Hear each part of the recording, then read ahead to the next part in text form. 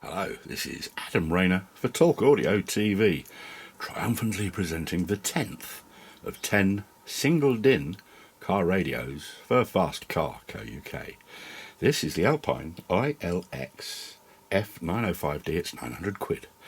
It's got a 9-inch screen, it's the second generation of their Halo or floating screen product, and it's definitely a result of the fact that people don't steal car radios anymore. In some ways it's a little unfair to put something like this up against ordinary single DINs, but if you've got a single DIN slot, this is an option. That screen can move up and down. Anyway, you're looking at my ill-fated fishing pilot coming off the Greenlight TV USB. I've got permission to show you a little bit of this. This is me talking to Kevin Nash about his wide boy fishing bed. Boys or men, yes. And I found myself in front of the committee and I was lucky not to get chucked out. Oh, he got found petting his girlfriend. A slightly weirder one, Kevin. My neck's not as fat as that now. I've lost some weight, honest. Sleep on in their bivouacs. Yours was the first company to make the really big ones, the wide boy models. It's a sleeping now, bed for carp fishing. Of course, wide boy's got more than one meaning, and well, I know that you didn't like your big fat maths teacher, so is this actually an Essex wide boy meaning? Was this wider bed really about that lad who wanted to take his girlfriend carping? You're quite perceptive, actually. It's got the double take, which yes. That's something I do a lot. It's actually named a wide boy because, as you know, a wide boy lives on his wits. Yeah, boy. Yeah, a clever carper. Yes. Yeah, you know, an Essex boy. One of the stroke pulling Essex carp anglers. Also, he lives on his wits. With the birds. And also, Wide exactly. boy. And also the wider person. The wider person, as I say, I thought that was a secondary thing. I figured it was about Essex. That, but everyone else wouldn't. Kevin Nash telling me I'm clever. How thrilled was I? Okay, let's hit this button here, which is home. Having shown off rotten. That's the home screen there. Bit of radio. Oh, hang on, let's... Oh, no, I don't want to get a copyright strike. I think that was brief enough. So you can see I've done a bit of programming of FM. Did I program any AM stations? I don't think I did. Oh, there's a couple there, yes. DAB1. Oh. Now, earlier, search. Yeah, here we go. Gosh, there's an awful lot of DAB stations here to choose from. Absolute rock. BBC Three Counties. Goes all the way down to flipping Voice of Islam. And yeah, DAB. Awesome. There's a lot out there. Okay. Check out, we've seen the USB, the HDMI. I could have plugged in, I had this thought, I'll plug in the HDMI output from my camera, and then it can videoing itself, and I'll get a still of infinite cameras disappearing into the distance, and I didn't. Auxiliary, let's have a little go on that. I've been and got the wires from good old Team Impulse nearby, who saved my bacon here. This is a bit of something I can play happily, copyright free, because it's mine. This is, well... Yeah. Funny, no aux display. Morning. Hey. Interesting, no display for aux. I'm afraid I haven't actually plugged in. I haven't added the TIDAL app to my phone. Basically, this can boss TIDAL. TIDAL is the supplier of enormously high resolution signals of music, which is really jolly clever because it's got the most amazingly high flipping resolution insides. Now I'm just gonna, I didn't actually plan to do this, which is why the camera's wobbling a bit. I'm gonna grab my phone. I haven't yet actually bothered to Bluetooth this up to the unit here, so I'm gonna do it right now. Live! Right, just breaking into my phone there, bit of security, opening up the thing, connections, a Bluetooth. Oh, hello, it's right there. Connected for calls and audio. Look at that, it did it already. Right, so all I've got to do is... That's nice and persistent, don't sound so puzzled. Right, here we go, bit of yub. The life-size pop boat that actually works. I've got such naff...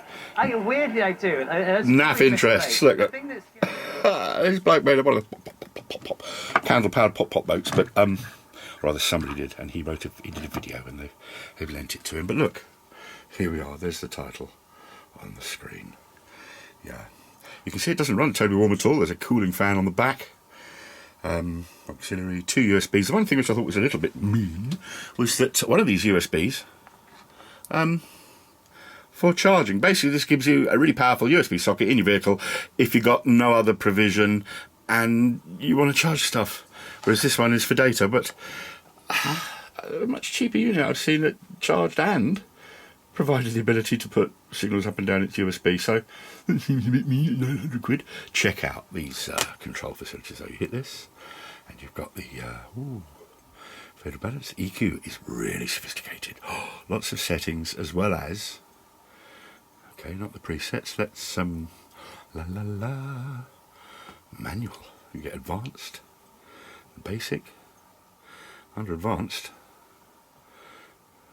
you've got quality factor adjustment, which is how wide these things are. You can rose and lift it, but check out how detailed it is. It's absolutely major. This would have been a fully expensive separate item before the era of digital doodah crossovers.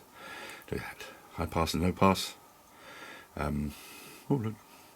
You can set your own presets. Time correction. This is something you can do via distance, in inches if you like, instead of centimetres, or in milliseconds. And the idea is that because you're sitting to one side, if all the music from the side which is further away from you arrives at the same time as the stuff near you, it sounds like it's right in front. And the way that's done is by having the stuff near you held up at 1 millisecond a foot, or in inches, so that all arrives at the same time. And it's about selfishness and setting just for the driver, so it sounds gorgeous. Something that doesn't happen in the aftermarket. Oh, this thing is just gorgeous though. What a piece of kit. Yes, this is the control screen that appears after the home one if you just want to check stuff out. Lovely voltage meter in the middle. The media expander is pretty dramatic. It'd be lovely to be able to play something and hear it go, breathier and lovelier. But again, copyright settings and the fact that there's the YouTube filter, but there's the Bowers & Wilkins Leisure Monitor, one of the speakers I use. All I can say is this is an absolute tour de force.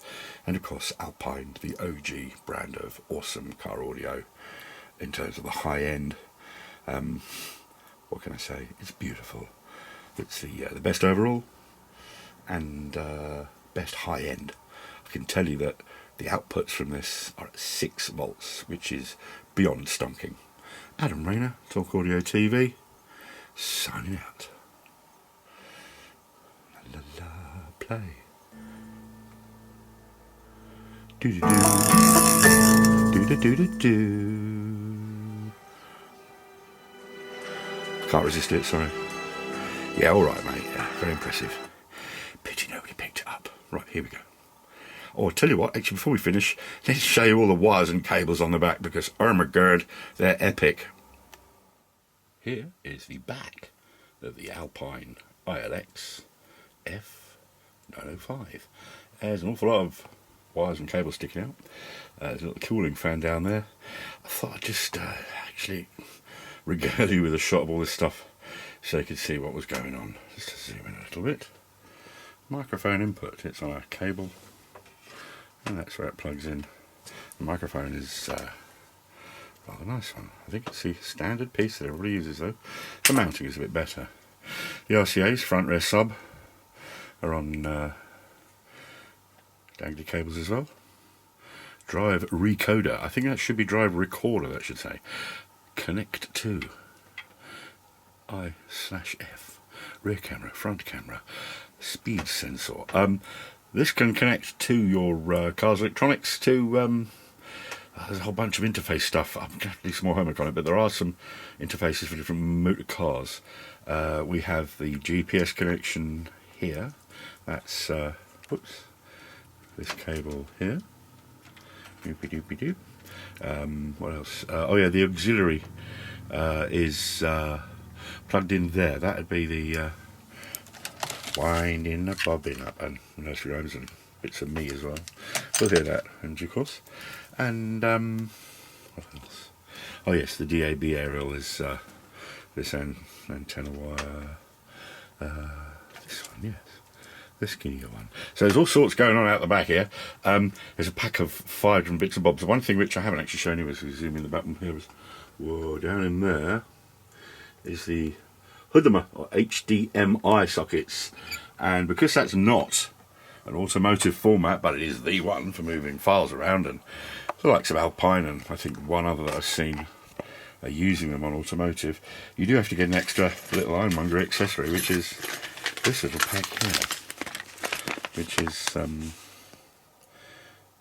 little clips are holding the HDMIs in the back, and very kindly loaned all his wiring from Team Impulse down there from here in Watford, because I borrowed this unit out of the back of the Alpine van, courtesy of Mr. Alpine, and had to go and pick it up from somewhere else, and I didn't have all the stuff. Anyway, so yeah, let's crack on. That's all the electric cabling. I'll lay it out a little bit more neatly, but I just want you to go, ooh, gosh, look at that. I have a fine tradition in my videos of going back and doing another clip because I forgot something or found something out. Or first off, let me just show you my polarizing filter on my camera. Look at that. See how clever I can go from. Can't really see it. 3-2. Anyway, that's just me showing off that the camera's all right because I'm an idiot. I'd forgotten to show you Android Auto. Now, Android Auto requires your phone to be plugged in. And I was faintly rude also on the previous video clip about the USB being data for one, but only power for this one. Phoned up Mr. Alpine, Mr. Mitch Pyrie, and said, well, apparently the next firmware update that's going to be got shot of, and they're both going to do data. Oop, there's me. There's what I'm listening to. Fine young cannibals. The reason it has to be wired here, when it doesn't have to be in the UK, USA, is because the Wi-Fi is too powerful, and it's for legal reasons. Yeah, they could switch it on in the UK, but it would be illegal, and I reckon probably the next model will be one that will do that, even though JBC Chem have done it for the UK. It could be because they absolutely have to, because the sales in the USA may be monstrously bigger for Alpine, perhaps. I don't know. I'm trying to find a motivation as to why Alpine haven't bothered. Maybe they don't feel the need. So yeah, both those USBs will be able to do data. The GPS antenna in there is about the telephone's ability to run navigation, because the nav is not in the phone. That is not from the phone. That's from, sorry, look, that's not from the head unit. That's from the phone. And the GPS antenna is about extra accuracy for them. And last of all, the reason that when you brace aux that there isn't any thing showing on the screen was because the auxiliary here isn't just audio, it's tip, ring, ring, sleeve, video as well, using the Apple standard configuration, because the sleeves can vary. It can mean that when you plug it in to the aux using your red, yellow and white RCAs out of your device that does audio visual, you might have to change one of the plugs around because of the configuration. But yeah, you can show video auxiliary here as well. It's possible I could have plugged that in too, but there's just so much to show you. But I thought I had better actually eat that slice of humble pie and yeah, show you the fact that Android Auto looks kind of groovy. If you just press the Alpine button, it takes you back to Alpine. Yeah, Adam Rayner finally signing out on the Alpine iLX F905D. It's an absolute beast.